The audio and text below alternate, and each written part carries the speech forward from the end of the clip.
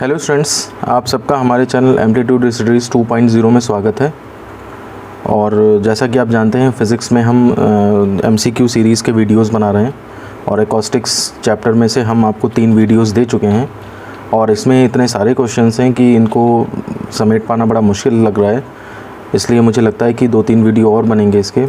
तो आज इसके तीसरे वीडियो में हम 10 क्वेश्चन और ले रहे हैं। आइए चलते हैं सबसे पहले क्वेश्चन नंबर 31 पे। देखिए, कह रहा है निम्न में से कौन सी एक प्रक्रिया वायु में ध्वनि तरंगों द्वारा उत्पादित नहीं होती है। कहने का मतलब है ध्वनि तरंगें सबको फॉलो करती होंगी लेकिन एक चीज़ को फॉलो नहीं करती हैं। अब वो कौन सी चीज़ है? तो देखिए, पहला है ध्रुवण।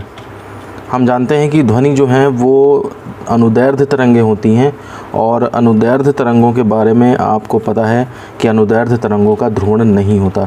ध्रुवण केवल उन्हीं का होता है जो अनुप्रस्थ होती हैं। ये ध्रुवण वाले चैप्टर में हमने जब प्रकाश तरंगों की अनुप्रस्थ प्रकृति पढ़ा था तो वहाँ पे हमने एक एक्सपेरिमेंट देखा था जिसमें 2 स्लिट्स थीं और दोनों में जो है वो 2 कार्डबोर्ड में 2 स्लिट्स थीं और एक रस्सी में अनुप्रस्थ तरंगें दे रहे थे। तो जब 90 डिग्री पे घुमा देते थे तो तरंगें नहीं निकलती थीं, जबकि अनुदैर्ध्य तरंगें निकल जाती हैं वहाँ से। तो यहाँ से पता लगता था कि अनुदैर्ध्य तरंगों जो है उनमें ध्रुवण नहीं हो सकता। बाकी विवर्तन इनका होता है, परावर्तन इनका होता है। परावर्तन के बेसिस पर ही हमने इको वगैरह यानी कि प्रतिध्वनि वगैरह के कंसेप्ट आते हैं। बाकी इनका अपवर्तन भी होता है, बाकी सारी प्रक्रियाएं होती हैं, लेकिन ध्रुवण इनका जो है वो नहीं होता है। तो इस वजह से यहाँ पर हमारा ऑप्शन नंबर ए जो है वो सही होगा।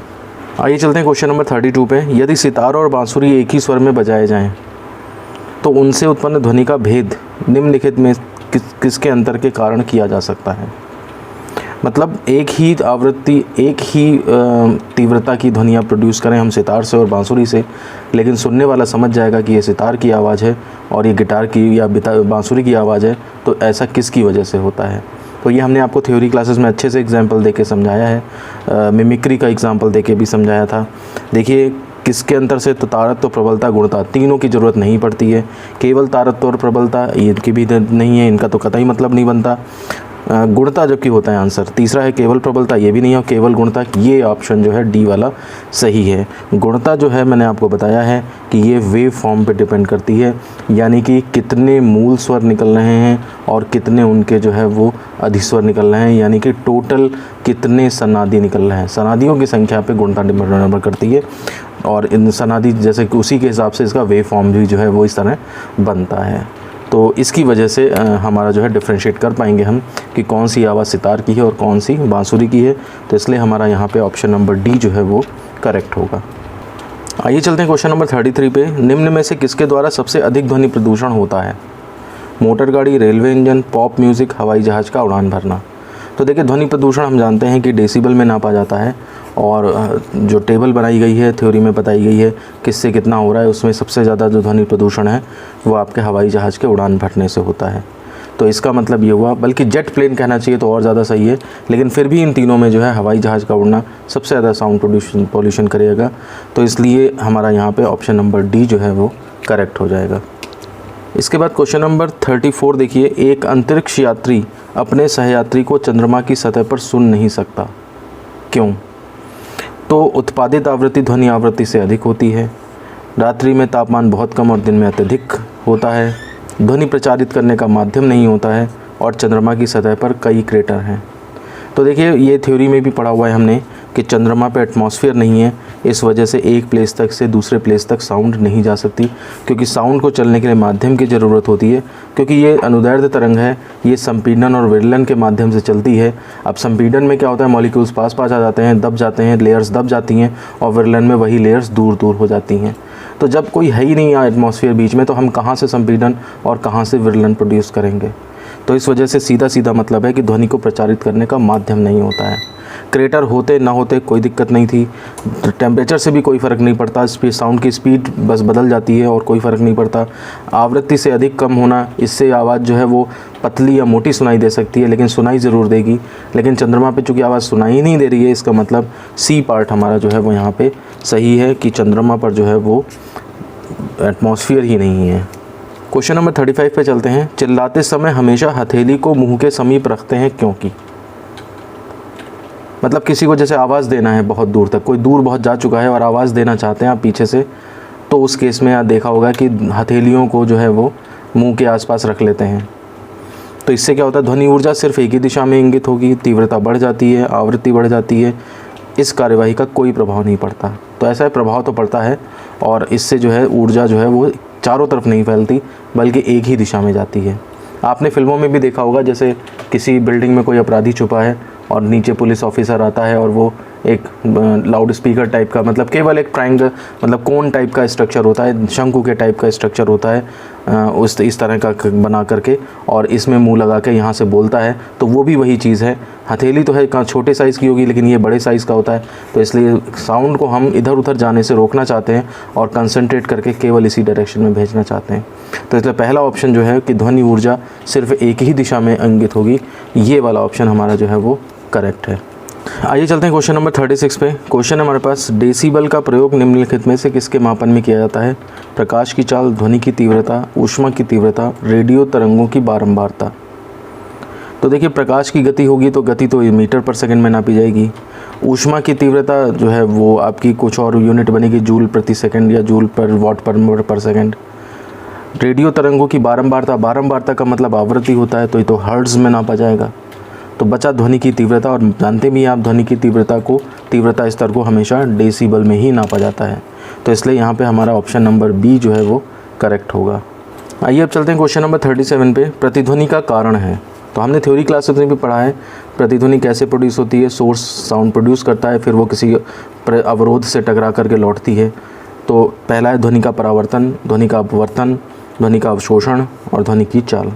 तो देखिए, यहाँ से टकरा के लौट रही है, फिर सुनाई दे रही है, तब जा कर के हमें प्रतिध्वनि सुनाई पड़ती है। तो इसका मतलब ध्वनि का परावर्तन हुआ है, इसी की वजह से हमें साउंड सुनाई दी। तो यानी कि यहाँ पर प्रतिध्वनि का कारण जो है वो परावर्तन माना जाएगा।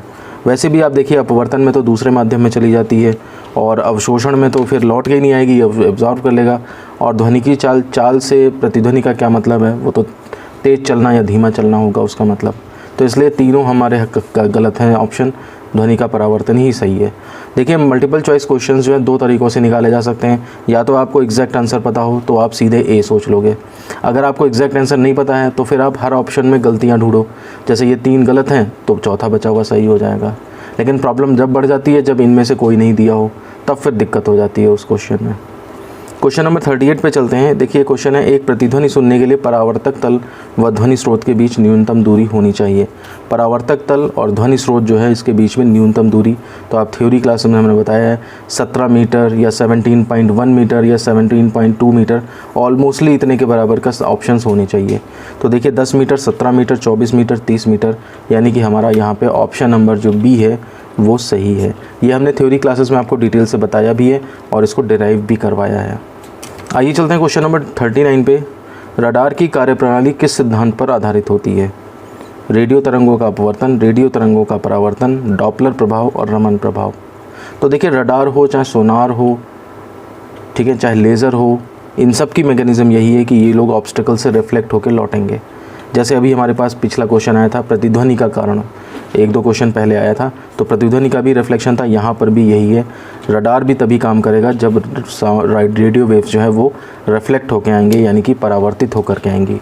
तो इसलिए हमारा पास यहाँ पर ऑप्शन नंबर बी जो है वो करेक्ट होगा। आइए चलते हैं क्वेश्चन नंबर 40 पे। देखिए, क्वेश्चन है, किसी प्रतिध्वनि को सुनने के लिए मूल आवाज़ और प्रतिध्वनि के बीच का समयांतराल क्या होना चाहिए? 1/10 सेकंड के बराबर, 1/10 सेकंड से कम, 1/10 सेकंड से अधिक, और इनमें से कोई नहीं। तो ये भी देखिए थ्योरी क्वेश्चन है। हमने थ्योरी क्लासेस में इसको बताया है कि सोर्स से और ऑब्स्टिकल तक जाने में और लौट के आने में जो टाइम है, यानी कि साउंड प्रोड्यूस करने का और जो सुनने का टाइम है, वो हमारा परसिस्टेंस ऑफ हियरिंग जो है, परसिस्टेंस ऑफ हियरिंग यानी कि 1/10 सेकंड, उससे ज़्यादा होना चाहिए, तभी इको सुनाई देगा। प्रतिध्वनि तभी सुनाई देगा। अगर 1/10 सेकंड से कम सेकंड में आ गया तो उस केस में जो है वो अनुरणन होता है, वो दूसरी घटना होती है साउंड की। ये हमारे पास प्रतिध्वनि के लिए एक आवाज़ बंद हो जाए फिर दूसरी आवाज़ आए, तब जा कर के प्रतिध्वनि सुनाई देती है। तो परसिस्टेंस ऑफ हियरिंग यानी कि आपका 1/10 सेकंड होता है, तो 1/10 सेकंड से अधिक समय चाहिए, उसके बाद आए तो इको सुनाई देगा। तो इसलिए हम यहाँ पर जो है ऑप्शन नंबर जो है वो सी को जो है करेक्ट मानेंगे। तो इस तरह से हमने 10 क्वेश्चन इस वीडियो में देख लिए हैं। और मुझे उम्मीद है आपको हर क्वेश्चन अच्छी तरह से समझ में आ गया होगा। फिर भी अगर किसी क्वेश्चन में कहीं पे कोई प्रॉब्लम है तो आप वीडियो के कमेंट बॉक्स में हमसे पूछ सकते हैं। अगर आप इस चैनल पर नए हैं तो चैनल को सब्सक्राइब कर लें और बेल आइकन प्रेस करके ऑल का ऑप्शन सेलेक्ट कर लें, ताकि आपको हमारे नोटिफिकेशंस आसानी से मिलते रहें। इस वीडियो को अपने दोस्तों में भी शेयर करिए, क्योंकि ज्ञान का प्रचार करने से वो बढ़ता है। साथ ही अगर पसंद आया हो वीडियो तो इसे लाइक करें और इस पर कमेंट ज़रूर करें कि आपको ये कैसा लगा। इसी के साथ मैं इस वीडियो को ख़त्म करता हूँ। धन्यवाद।